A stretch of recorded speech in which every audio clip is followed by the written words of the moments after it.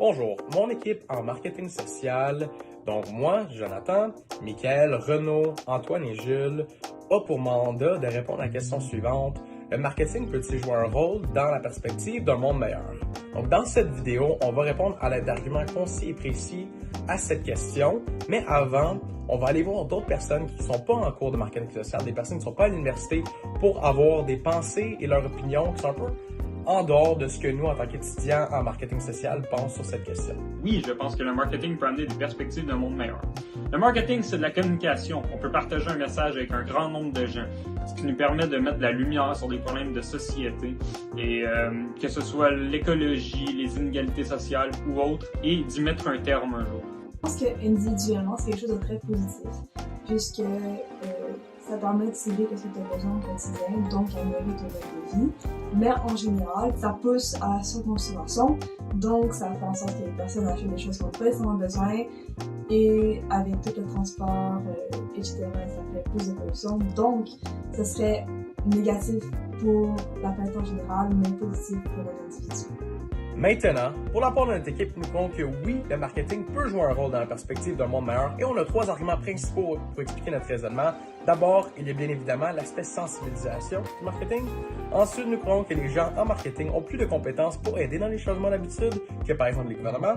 Et finalement, nous croyons que le marketing peut faciliter la collaboration entre entreprises pour permettre de combattre les problèmes de société et d'environnement. Le marketing, ça peut être un très bon outil de sensibilisation.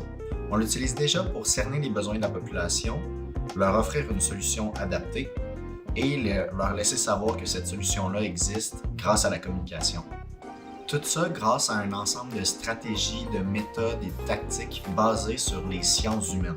En utilisant le même processus, on peut aussi identifier des comportements néfastes qui contribuent aux enjeux sociaux et écologiques actuels et les contrer grâce à des messages convaincants et réfléchis.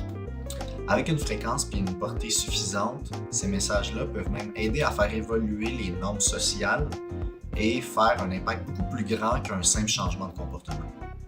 En plus d'être en mesure de sensibiliser les gens sur une variété d'enjeux, les entreprises et leur département marketing possèdent les compétences, l'expérience et les outils nécessaires pour transmettre un message de façon efficace. En effet, grâce à l'expertise de professionnels tels que des analystes, des graphistes ou des gestionnaires de communautés, le marketing permet de partager une idée précise ou une prise de position avec beaucoup d'impact. De plus, l'expérience des entreprises auprès de leurs audiences respectives et les liens déjà établis avec celles-ci leur procure une certaine légitimité qui est très utile pour influencer réellement les comportements des gens, surtout lorsque l'image de marque est forte. Finalement, les outils marketing traditionnels utilisés dans la création de contenu, la gestion des médias sociaux et l'analyse de données permettent de rejoindre un très grand nombre de personnes, mais aussi de mesurer rapidement et de façon précise les impacts de leurs efforts de sensibilisation sur la communauté. Le marketing peut permettre à différentes entreprises de collaborer ensemble pour ainsi apporter une plus grande sensibilisation sur des problèmes de société ou d'environnement.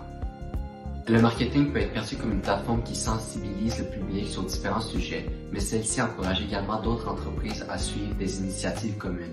Elle encourage donc d'autres acteurs à suivre les exemples, ce qui crée un enchaînement positif.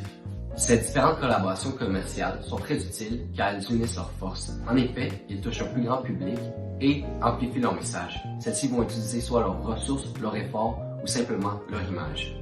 Comme nous l'avons vu avec les témoignages précédents, le marketing peut amener des impacts positifs dans la société pour les individus en tant que tels. Par contre, il reste quand même des critiques à son égard. Par exemple, la sensation d'être manipulé, de se faire pousser à surconsommer et l'impact écologique que cela amène. Nous pensons que cela est dû à cause de certaines entreprises qui sont allées trop loin pour vendre certains produits, allant jusqu'à mentir à leurs clients parfois. Par contre, nous voyons que certaines entreprises comme Perfected, Republic et Hypercut, pour ne nommer que ceux-là, apportent des points très positifs à la société et que d'autres entreprises pourraient s'inspirer d'elles. Nous pensons que pour que le marketing reste positif et amène encore plus de points positifs, il faudrait que les parties prenantes, surtout les commerciaux, s'éduquent plus à propos du marketing social et prennent conscience des impacts que chacune de leurs actions apporte à la société pour s'assurer qu'ils agissent pour le bien commun et qu'ils ne se forcent pas à vendre quoi que ce soit à n'importe qui, sans se soucier des conséquences de leurs actes.